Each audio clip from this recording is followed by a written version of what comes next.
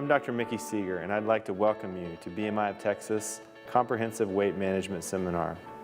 Over the next hour or so, we're going to learn together about the different types of procedures that are offered here at BMI, along with the medical management program, and how we can help you to overcome this very difficult and challenging problem. I'd like to start by introducing our practice and our vision and mission statements. We exist to redefine healthcare by creating meaningful relationships and experiences with our patients and the community in order to overcome obesity and metabolic disease, fostering improved health and a better quality of life. And our mission is we exist to provide innovative and comprehensive medical and surgical care to patients with obesity and metabolic disease. We're dedicated to creating an enduring partnership with our patients in order to ensure the long-term success. And we're committed to providing such care in a supportive, compassionate, and guilt-free environment. We've got 4 practitioners in our practice, or 4 physicians, and our physician assistant. I'm going to introduce everybody to you first. As I mentioned, I'm Dr. Seger. I am one of the founding partners of BMI and fellowship-trained bariatric surgeon, currently chief of surgery at Methodist Specialty Transplant Hospital and clinical assistant professor at the University of Texas, Houston. The thing I'd most want patients to know about me is why I do bariatric surgery. I feel like this is a very personal and a difficult problem. It's certainly something that my family has struggled with, and my entire dad's side of the family has had weight issues, and it's something that I personally deal with day to day, and I just want my patients to know that I understand where they're coming from on a personal level, and I want to be able to provide that level of care for them.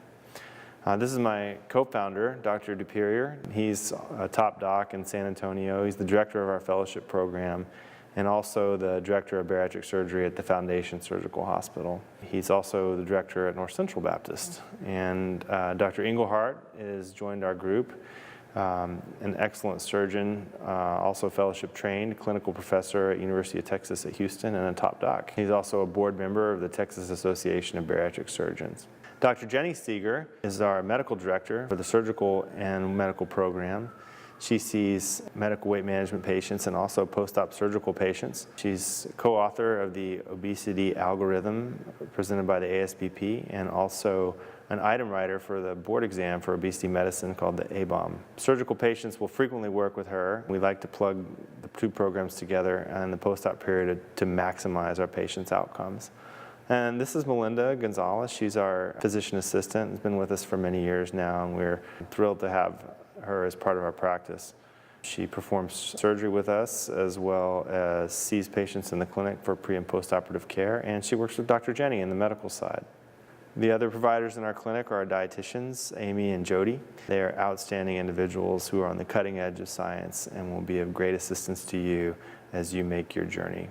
What makes our practice unique? I think it's important to know as you look around to other practices and what is important to you. All of our surgeons are fellowship trained, and we're the only practice in South Texas that has an accredited fellowship program where surgeons from all over the state and the nation and in the world will apply for a spot to come and work with us for a year to learn how to do these types of procedures. And we select one, and we'll train one for a year and then move on to the next one. It's a highly competitive program, but I think it's neat from a patient perspective to know that the place where you're going to have your surgery done is where a lot of people desire to come to learn how to do things. We have over 4,000 cases experience. We use a lot of advanced techniques, including fluoroscopy, which you'll learn about more later. We do all types of bariatric surgery, including the duodenal switch, which we're the only practice in South Texas that offers this procedure. Again, we'll hit on that in a few moments. We also perform incisionless surgery, or surgery done with a scope down the mouth, and we're the only practice here in San Antonio that's offering that currently. We're also part of the Metabolic and Bariatric Surgery Center of Excellence program. Dr. Jenny Seger was awarded the Bariatrician of the Year Award in 2014. This is a national award, and we're thrilled and honored that she was able to accomplish that, and largely for her part in authoring the obesity algorithm. We're consistently named in local publications as top docs and recognized as such. To begin, we want to talk about obesity in terms of a definition and explain what it means to be obese and how big of a problem it actually is. So to define it, it's actually excess or dysfunctional fatty tissue that leads to medical problems, actually causes these problems, including metabolic disease, and this puts stress on your body. In the United States today, over 2/3 of people are overweight or obese. There were 31 million people in 1970, and that has ballooned to 111 million as of 2012. This is over a 200% increase. In our children, obesity has quadrupled since the 1970s. And 2 out of 3 deaths in the United States are attributable to diseases caused by obesity. It's a huge financial burden to our system as well, and the estimated medical cost in 2008 was already $147 billion. What causes it? Well, it's multifactorial. There are multiple things that lead to it. There are neurobehavioral things, there are medical conditions, endocrine problems, immune system problems, environment, and genetics. There's also something called epigenetics that I'll touch on a little bit later and how that affects the development of obesity. And what does it do to you? Well, it's not simply just having the extra weight. It causes a lot of things to be wrong. It can cause high blood pressure, diabetes, heart disease, heart failure, stroke, kidney disease, gallbladder problems, even cancer. Increased risks of death by trauma, depression, high cholesterol, sleep apnea, migraine headaches, incontinence, asthma, and arthritis are all also caused by obesity. When you think about obesity, there are really 2 problems at hand. First is the effect of the fat itself. And this is called fat mass disease. This is the actual biomechanical stress that the fat's putting on your body. And examples of this are sleep apnea, acid reflux, high blood pressure, joint pain, knee pain, arthritis, skin problems. But there's more to it than that. The fat can actually be sick, and the fat can cause endocrine and metabolic problems, such as diabetes or elevated blood glucose. They can modulate your blood pressure and make it be higher. Cholesterol and lipid problems are also caused by this, as well as other diseases. So what makes it a disease? Well, you have to have an increased or abnormal increase in the body fat, and that body fat is caused by the genetic or developmental problems, medications, or nutritional imbalances, and these things can make you sick. So how do we measure it? When you think about obesity, everyone thinks about the scale and the number on the scale. And that's an important measurement, but there are multiple ways to calculate and quantify it, and we're going to talk about those. The first is body mass index, which actually does take into account the number on the scale and your height. It's a calculation that's done, and it gives you a number that will index your height and your weight, meaning it's something different for a 7-foot tall man to weigh 300 pounds than it is for a 5-foot tall man to weigh 300 pounds. So the higher the BMI, the sicker that you tend to be. Other ways we can measure it are percent body fat, and this can be done in multiple ways by simple measurements or calipers. In our office, we have a special machine called a DEXA machine, which we're able to actually measure the body fat by taking a film of your body, and will also tell us a special measurement about fat around your organs called visceral fat that tends to make people metabolically ill. Waist circumference is also a traditional way of determining obesity, and this is also done with great frequency. It's an easy measurement, but it doesn't always correlate to the metabolic diseases as well as the DEXA scan. And this is a little cartoon that kind of explains what I was talking to you about, where the height and the weight can lead to the BMI calculation. And the doctor says, well, your weight is just perfect, but you're 11 feet too short to make a healthy BMI. This picture is of a DEXA scan that we talked about before. This gives you kind of an idea of a pre and a post-op situation where the post-op patient has the red outlined in the body. That's extra fatty tissue, whereas the lean muscle mass and the tissue that we're looking for is in green. So a pre-op patient would frequently have something similar to what you're seeing with the red outlines, and post-op we're looking for that green, leaner tissue. And how do we determine if a patient is a good candidate for surgery? Well, there's multiple things that qualify a patient. The first is the BMI. We look for a BMI over 30 to 35 with some medical problems. Once your BMI is over 40, you're going to qualify for an operation regardless of your medical situation. The next thing we need to know is how ready a patient is to make this change. A lot of people are thinking about doing something, and maybe that's a medical pathway, maybe it's a surgical pathway. We want to make sure that you've tried everything that you can and that you know that surgery is the correct path for you. So we are going to put you in different stages about where you're thinking about. Maybe you're just considering it, you're actually thinking about doing a change in the next 6 months, you're planning for this change, you're preparing, taking action, and then certainly we want to look down the line at people who have already accomplished their goals to make sure that they're staying on task and not having any relapse. Treatment of obesity is multifaceted. We begin with nutritional evaluation and assessment, physical activity, again, evaluation and assessment. All of our patients, regardless of the pathway, will need to be engaged in both of these. We also engage behavioral therapy, as this is a significant part of the disease. We will frequently employ pharmacotherapy. There are many new medications that we're able to use to augment the effects of what we're doing in the medical side or in the surgical side. And lastly, the operations that we will discuss in detail in a minute. So when you come to BMI, you will see a dietitian, you will see a surgeon or our medical weight loss team, and you will get a plan that's specifically designed for you. No one plan is the same, and we have everybody tailored specifically to their needs. Metabolic problems are different amongst individuals, and so we can't just prescribe a cookie cutter approach and expect to be successful.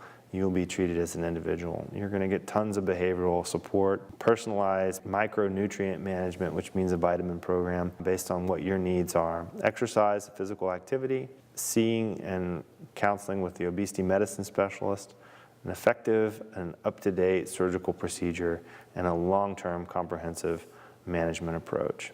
So when we talk about a diet, I mean, everybody's been on a diet, right? And it just implies that you're going to be on it for a little while. And what we're looking for is a little bit different. We're not asking you to go on a diet. We're asking you for a lifestyle change. We've got to stop talking about diets, I think, as a whole.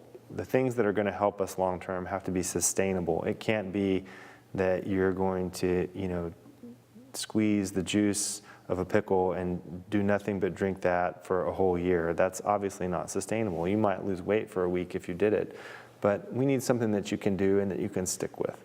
And so that's what we're striving for here. We also need to recognize that obesity is a chronic medical problem, and there's no pill by itself that can take care of it, and there's no surgery that can cut it out. We have to work together and manage it long term.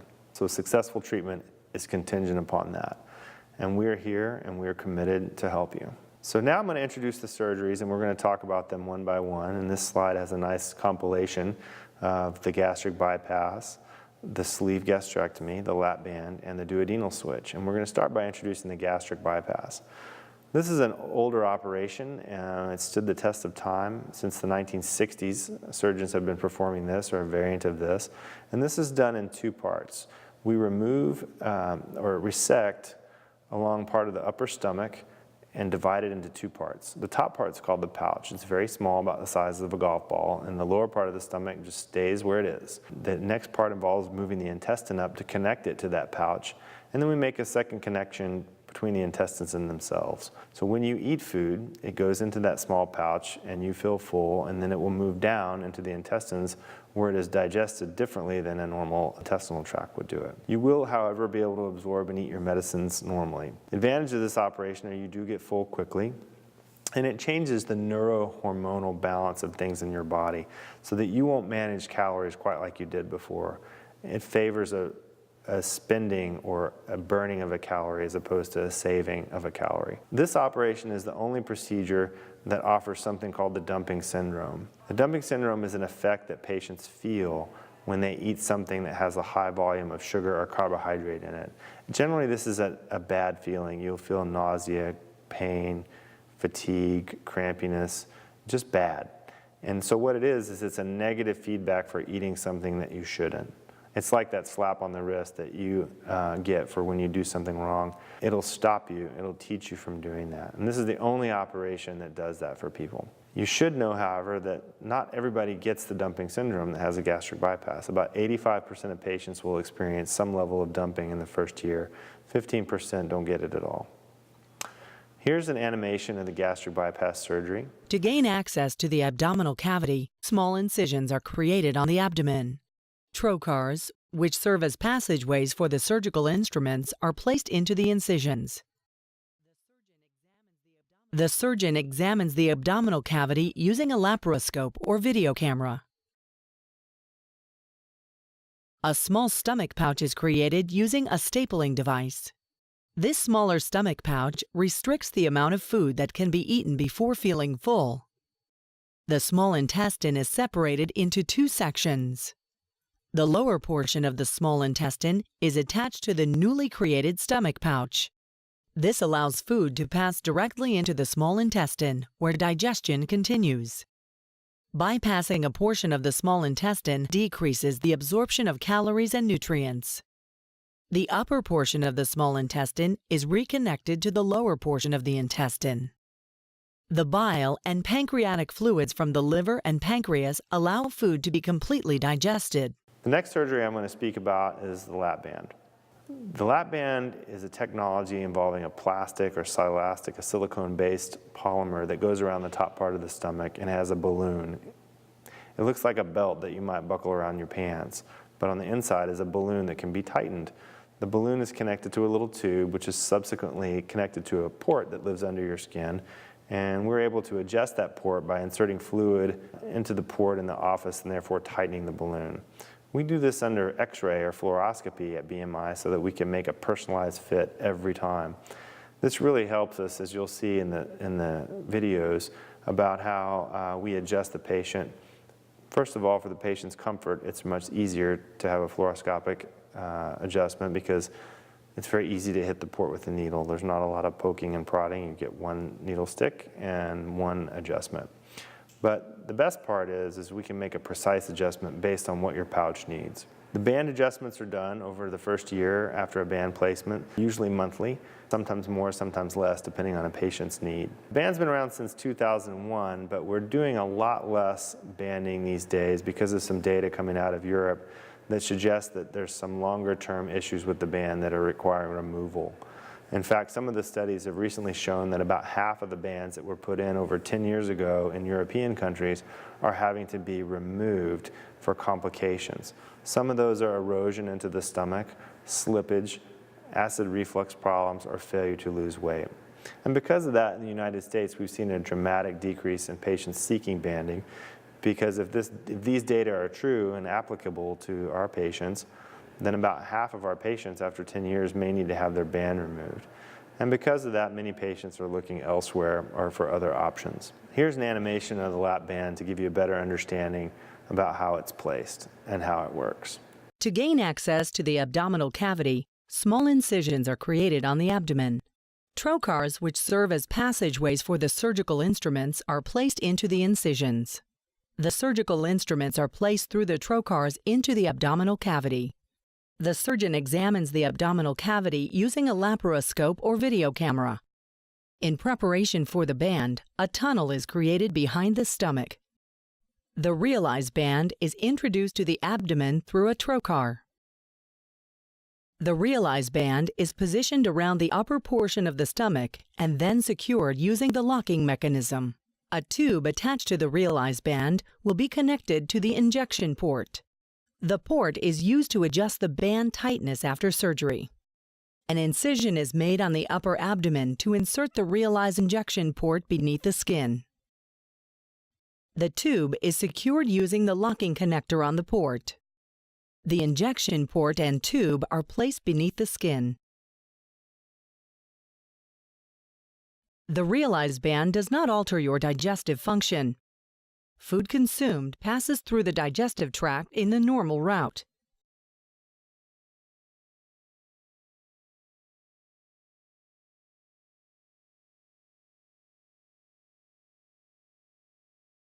Your surgeon may tighten the Realize band by injecting saline into the injection port.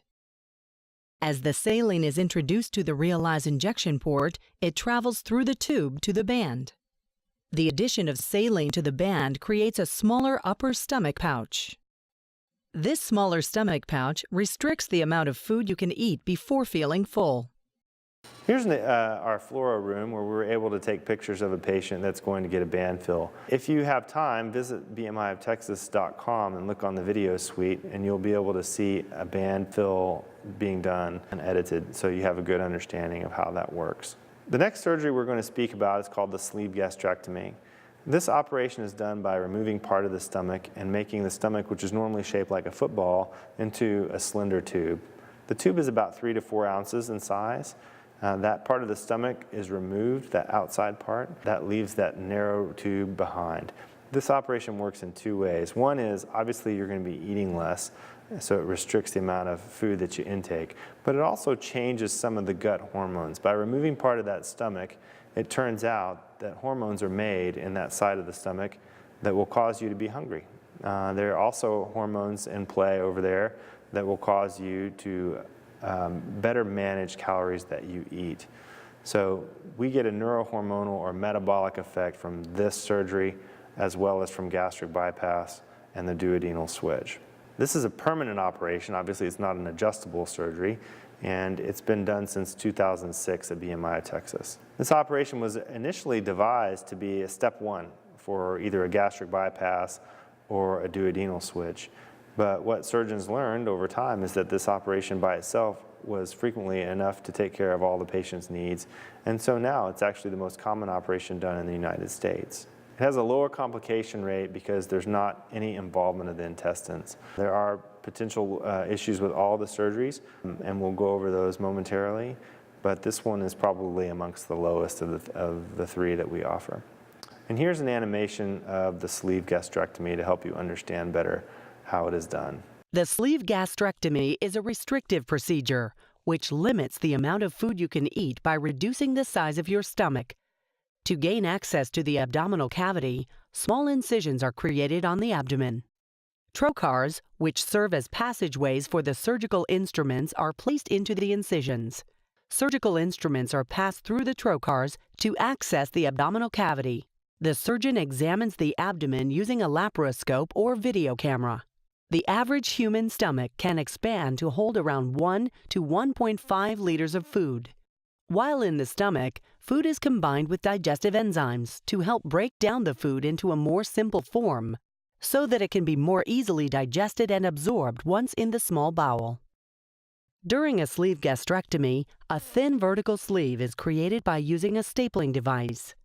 This sleeve will typically hold between 50 to 150 milliliters, or is about the size of a banana. The excised portion of the stomach is removed. The newly created gastric sleeve is able to hold approximately 1/10 of what the stomach was able to hold before. This smaller stomach sleeve restricts the amount of food you can eat before feeling full. The bile and pancreatic fluids from the liver and pancreas mix with the food and allow it to be completely digested and absorbed in the bowel. There is no rerouting of the small bowel or post-operative adjustments necessary for the sleeve gastrectomy. The last operation we're going to discuss is called the duodenal switch. This operation has been around for quite some time, although it is fairly new to BMI of Texas. There's been some technological advances in the way that this surgery has been modified that has made it more appealing. Initially, the operation was done with a very long bypass limb, and since that has been modified, there are less nutritional problems, and this operation can be done quite safely with excellent results. This operation offers the most weight loss and the best results of remission of diabetes over all the other surgeries that we do. Basically, the way it's performed is a sleeve gastrectomy is done, and then a bypass of the intestines is done on top of that. So it's a bit of a hybrid or a combination surgery between gastric bypass and sleeve gastrectomy. There are some risks of malabsorption, specifically of certain vitamins, fat-soluble vitamins, and also protein. So we have to be very careful about follow-up in our patient's diet with this procedure. BMI of Texas performs a loop duodenal switch, which is a newer modification of this operation. And the reason for this is the data on this particular procedure have shown less side effects with equally good long-term results. We normally consider this procedure for diabetics or people with BMI over 50. However, you'll want to discuss with your surgeon if you are a candidate for this operation. It does have a long proven track record, and again, of all the surgeries that are available today across the world, this one offers the highest percentage of weight loss and the highest percentage of remission of diabetes. Here is an animation of the loop duodenal switch that was provided by a colleague of ours, Dr. Roslin.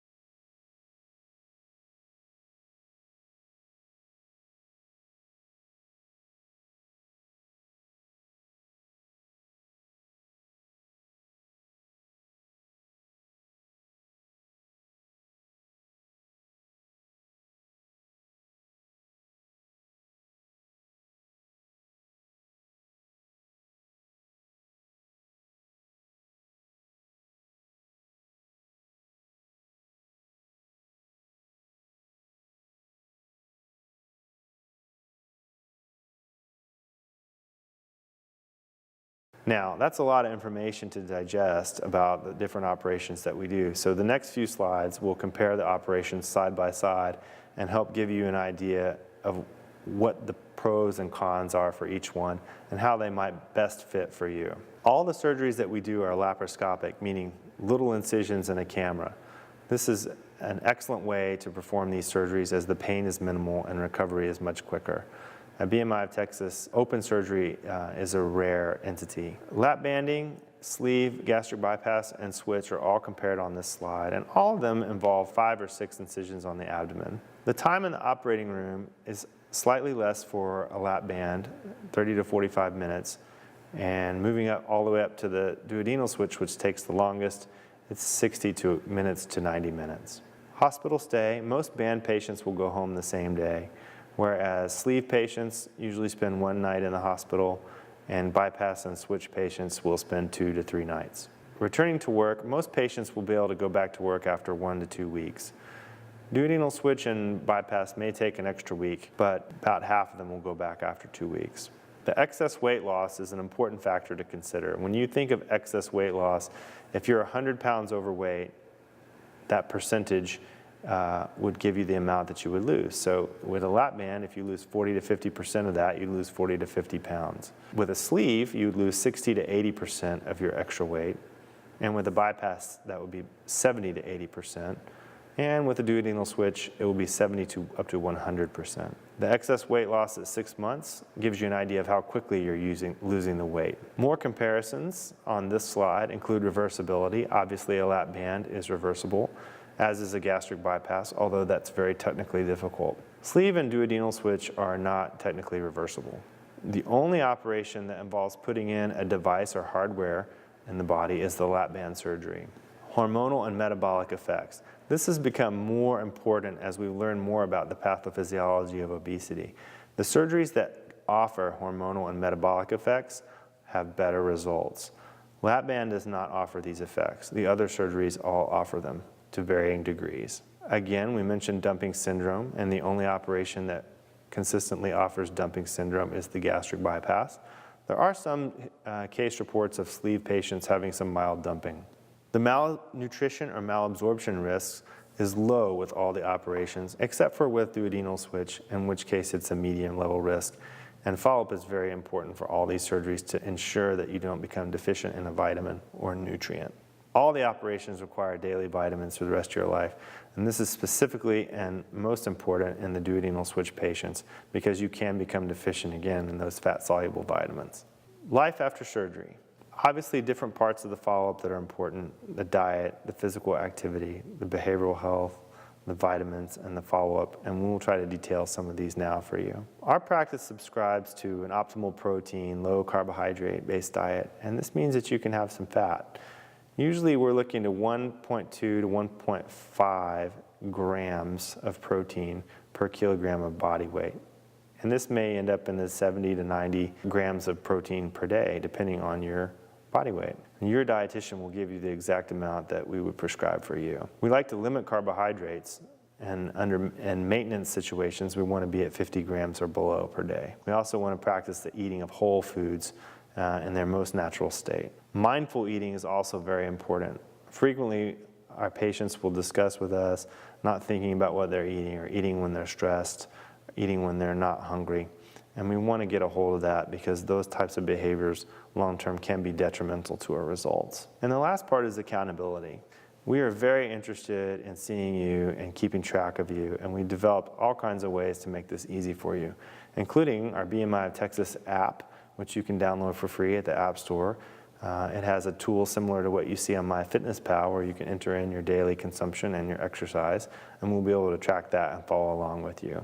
The post-op diet is an important process to understand, and it's a learned process. You need to understand a little bit about the way that the stomach senses things in order to understand why these things are important. But we'd like for you to eat small meals and spread that time that it takes to eat a meal over 20 minutes to 30 minutes. Now, most people nowadays are eating in 5 to 10 minutes tops, and we really want you to take that extra time. The reason for that is the stomach senses food or fullness and sends signals to the brain in a slow fashion. Very different from other nerves in your body. For example, if you were to hit me on the finger with a hammer, I would feel that right away. But when my stomach is full, I don't really notice that until about 15 minutes after it's full, meaning that signal is a little bit slower. The reason that we can all know this is if you think back to Thanksgiving, or the last Thanksgiving, when you had sat on the couch and realized, oh, I shouldn't have had that extra piece of turkey. It wasn't right when you put it in your mouth. It was about 20 minutes later when your stomach finally sent that signal to your brain. So once we realize that, then we can take smaller meals and be confident that after we give our stomach or our stomach pouch time, it's going to make us feel full and satisfied. We also want to focus on those healthy foods, the vegetables, the proteins, decreasing the refined carbohydrates, and being moderate about the amount of fruit because there are some natural sugars in those. Definitely we want to avoid trans fats. We want to avoid being too hungry. I'd rather have a patient that has some protein-based snacks in the middle of the day than comes to dinner with some ravenous hunger and makes a poor decision. We also want to avoid eating until we're stuffed, so pick out that right amount for you and eat it and then wait. Trust your pouch. And don't drink when you eat. That tends to wash the food out and decrease the effect of the surgery, meaning you might get hungry sooner. Of course, decreasing starches and sweets is very important. As you eat these types of items, your body will tend to make insulin, and insulin will promote fat storage. But what it also does is drives your blood sugar down, which makes you hungry again. And so we try to avoid those types of foods in our diet. There are a few medications that we like to avoid after surgery, which include medications mostly that will cause ulcers or problems like arthritis medicines, Advil, Aleve, Motrin, ibuprofen, those types of medications. We have to be careful with water pills, especially if we're a little bit dehydrated after surgery. And your BMI surgeon or provider will give you an idea about what medicines that you're on that we might need to be careful with. If you're considering getting pregnant after surgery, we want to be careful with that as well. Certainly, it's a wonderful thing to be able to conceive and have a baby. When you're losing a massive amount of weight, though, it can put an additional stress on the pregnancy that you don't need. What we've learned is that fertility is greatly improved if you'll wait a year after your weight loss procedure, because those hormonal effects that were making it difficult for you to lose weight were also making it difficult for your pregnancy. And once those are normalized, pregnancy can be achieved usually easier, and it will also be carried out easier. If you've waited until after surgery and you've decreased your weight substantially, you're going to lower your risk for complications of pregnancy that you might have had otherwise, like gestational diabetes or preterm labor. It's also important because of the new understanding of something called epigenetics. This is a process where genes can be turned on or turned off based on what the situation is with mom when she's conceiving a baby. So for example, if you conceive a baby and you are obese and dealing with obese medical problems or metabolic disease, you are likely to pass those genes in the activated fashion to your baby. Whereas if you wait and you're not metabolically sick when you conceive, you're less likely to pass those genes in an active fashion. So it's important to wait or do everything that you can to make sure your pregnancy and your child are as healthy as possible. Physical activity after surgery is an important part of this process, both to decrease postoperative issues and complications, but also for long-term success. We know that exercise is critically important for long-term success of any weight management program. But we want you walking the day of the surgery. We want you extending that as much as you can within reason. Within a few weeks, you ought to be getting back to normal exercise routines and gradually increasing that.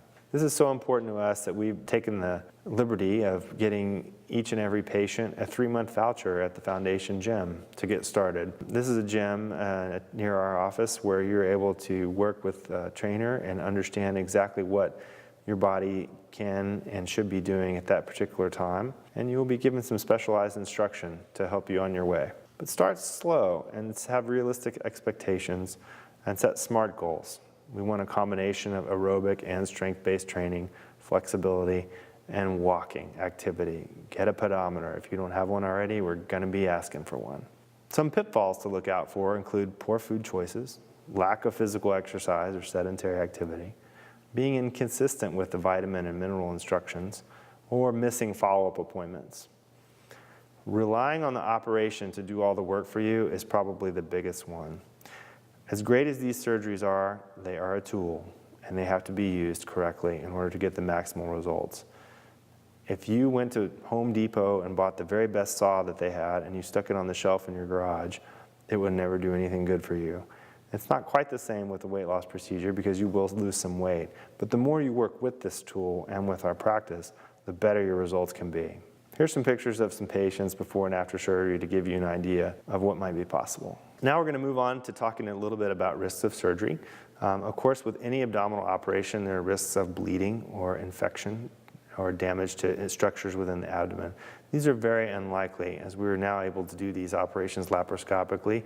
They're done under magnification and they can be done very carefully. Some patients will develop gallbladder stones when they lose weight rapidly and quickly, and we look out for that. The risk of death with a weight loss surgery is 1 in 1,000. For comparison, if you were to have your gallbladder out, the risk of that surgery is 7 in 1,000.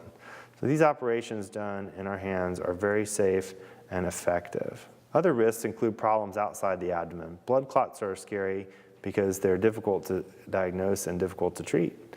Blood clots can form in the legs of our patients and move through the veins to the lung. This is called a pulmonary embolism.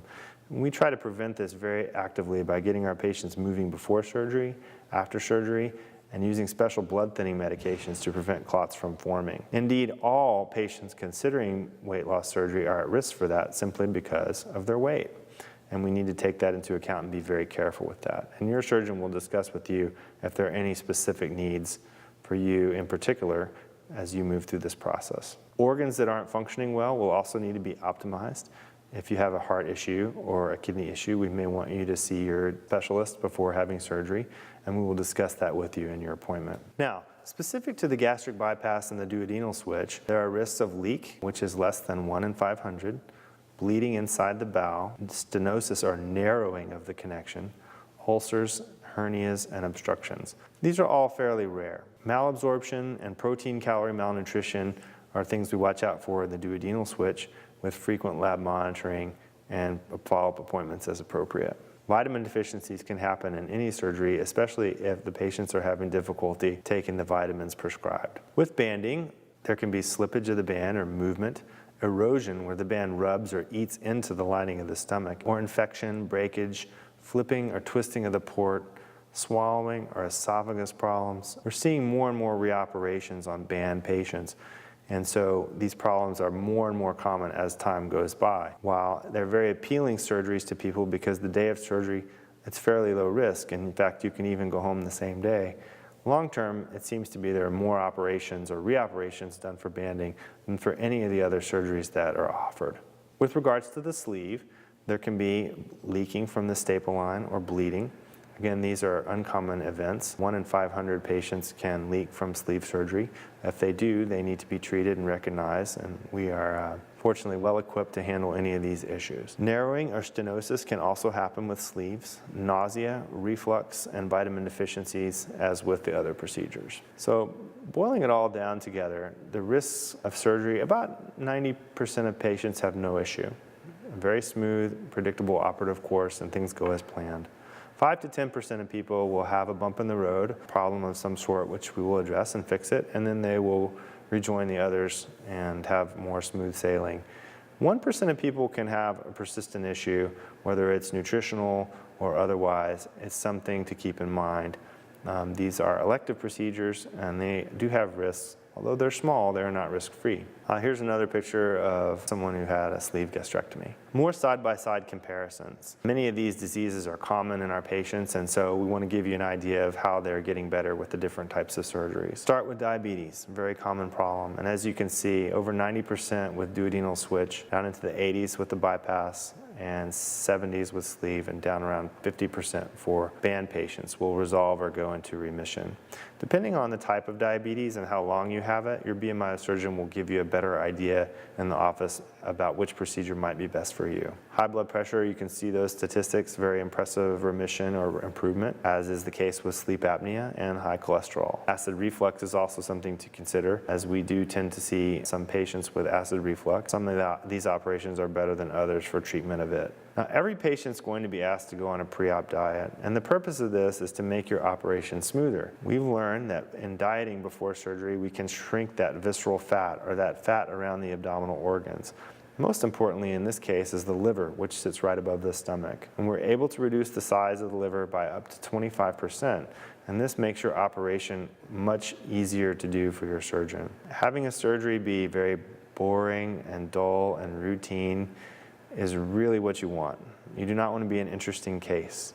So what we hope is that by putting everyone on the pre-op diet, you're able to make your liver smaller, and have a few pictures to back up what we were talking about. And this is a picture of a liver that has got some extra fat in it, and you can barely see the stomach just barely peeking out beneath the liver. The next picture is a patient who lost some weight beforehand, and you can see a lot of the stomach there. It's very easy to retract and move out of the way and do the surgery that we have planned. Insurance is always a factor and something that patients have questions about. Indeed, it's really the rate-limiting step that's between you and having your weight loss procedure in most cases. Health insurance companies often have many requirements that they would like patients to fulfill prior to approving a surgery. Most commonly, these are diet visits over the course of several months. You might have to see our dietitian 3 or 4 or 5, maybe 6 times before they will approve your surgery, and that may take you several months to accomplish. Rest assured that these are not our rules, but rather the insurance company has asked that you perform these tasks in order to get approval. Some insurance companies have what's called an exclusion, and while you may have insurance for everything under the sun, you don't have insurance for weight loss surgery in those cases. And because of that, you may not be able to get the procedure done. While this is not fair, it is the case for about 50% of Texans. I personally spent a lot of time working with the National Society and lobbying in Austin and at our nation's capital to try to mitigate this problem. But if you do have what's called an exclusion for the procedure, then we will have to work with you in the office to figure out what your options are. Financing is definitely one of those, and the girls are excellent at helping you look at and apply for this if that is of interest to you. Support is also a very important part of what we do at BMI of Texas, and we have a support group which is held monthly at the Foundation Healthplex, usually the first Monday of the month at 6 o'clock p.m. Online support is a great way to keep in touch. We have a very active Facebook, Pinterest, and Twitter accounts that we hope that you will follow in order to stay abreast of what's going on. And we will frequently be posting our opinions of things or whatever that might be in the news or the latest science that's come out about obesity and metabolic disease. We also have a monthly newsletter that we encourage you to subscribe to and download that BMI of Texas app. We'll be able to keep in contact with you through push notifications and keep you up to date on what's going on. So, the next steps are you can make your appointment as soon as you'd like. You need only to follow the links and click to make an appointment request, and one of our office staff will contact you very shortly. Don't forget to download those or follow us on social media to keep in touch. When you come to your office, bring any pertinent medical information, recent labs, or other data that you have from your doctors to help us streamline your process. You're always welcome to email me or any of the other providers at the office, and our contacts are available through the website. Your patient advocate or liaison will be in touch regularly to make sure that all your needs are being met. I want you to know that we understand that this is a very frustrating, complicated, and personal situation. Obesity is a difficult problem, and most people tend to blame themselves for it. But I want you to take this away. This is the point. It's not your fault. This is a medical problem, and it has set up a metabolic barrier for you to accomplish your goals. And as hard as you've tried, and as much effort as you put in, much money as you may have spent, none of that has been enough. But starting with your appointment, we are going to get ahead of this, and we're going to help you take care of it, because we have some tools and we have a team that will help you overcome this problem and regain your health. So effective treatment is going to require that long-term commitment, and we're going to be by your side in a supportive way. It's a safe place, and we will give you love and support to make sure that you get where you need to be and maintain that weight long-term. So we're ready. We can't wait to see you at the office.